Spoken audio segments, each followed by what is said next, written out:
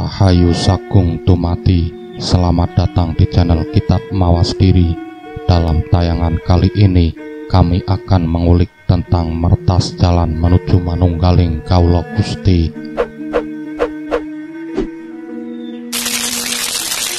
Potret negeri yang kaya ilmu spiritual tetapi miskin pencapaian spiritual. Kita sadar dan percaya bahwa di bumi Nusantara ini sangat kaya akan ilmu spiritual, tetapi ironisnya banyak yang gagal dalam pencapaian spiritualitas. Orang bersemangat untuk memeluk agama, tetapi gagal dalam menjadi agama itu. Wajah negeri yang dahulu dicap sebagai negeri multi agama, multi etnis, multikultur, tetapi solid bersatu di atas slogan Bhinneka Tunggal Ika karena rakyatnya memiliki watak toleransi. Negeri yang subur makmur, gemah ripah loh jinawi. Lautan diumpamakan kolam susu dan dikiaskan bahwa tongkat kayu pun dapat tumbuh karena saking suburnya tanah daratan.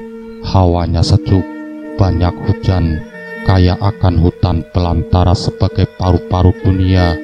Hampir tak ada bencana alam, tanah longsor, banjir, gempa bumi, angin lesus, kebakaran dan kekeringan. Tetapi realitasnya di masa kini sangat kontradiktif. Justru kita semua sering menyaksikan di media massa maupun realitas objektif sosial politik sehari-hari. Negeri ini telah berubah karakter menjadi negeri yang berwajah beringas, angker, berapi-api, anti toleran, waton gasak, nafsu menghancurkan dan bunuh semangat, menebar kebencian di mana-mana.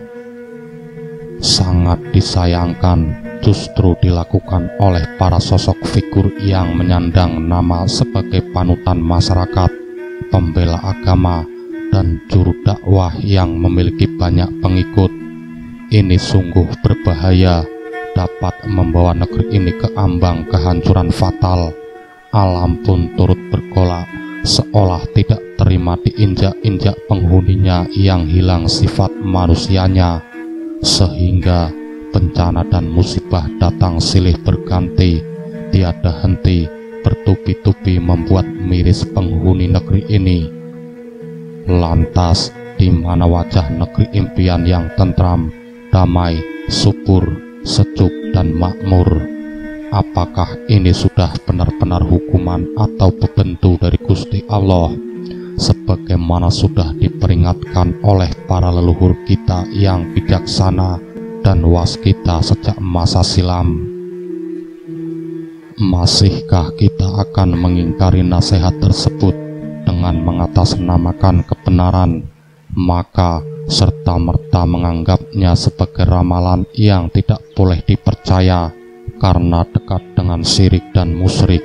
Sikap seperti itu hanya menjauhkan kita dari watak arif dan bijaksana. Musibah, bencana, wabah, dan seterusnya tengah melanda negeri ini. Sudah selayaknya kita sadari semua ini sebagai hukuman atau bebendu dari Tuhan. Anggapan demikian justru akan menambah kewaspadaan kita, dapat menjadi sarana introspeksi diri dan otokritik yang bijak, agar kita lebih pandai mensyukuri nikmat dan anugerah Tuhan. Sebaliknya, anggapan bahwa ini semua sebagai cobaan bagi keimanan kita merupakan pendapat yang terlalu naif, inosen. Kita sebagai makhluk ciptaan Tuhan menjadi ndeblek, lancang, kurang waspada lan eling. Sejak kapan kita bisa mengukur keimanan kita?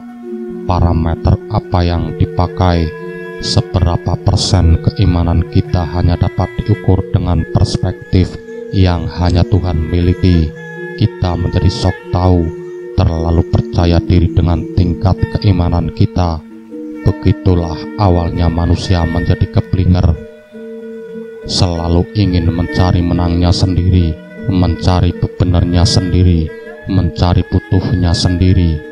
Manusia seperti itu tidak menyadari sesungguhnya dirinya menyembah hawa nafsu. Itulah makna apa yang disebut penyekutuan Tuhan, yakni nuruti rahsaning karep atau nafsu. Merasa sudah tinggi ilmunya, padahal ilmunya tidak mumpuni.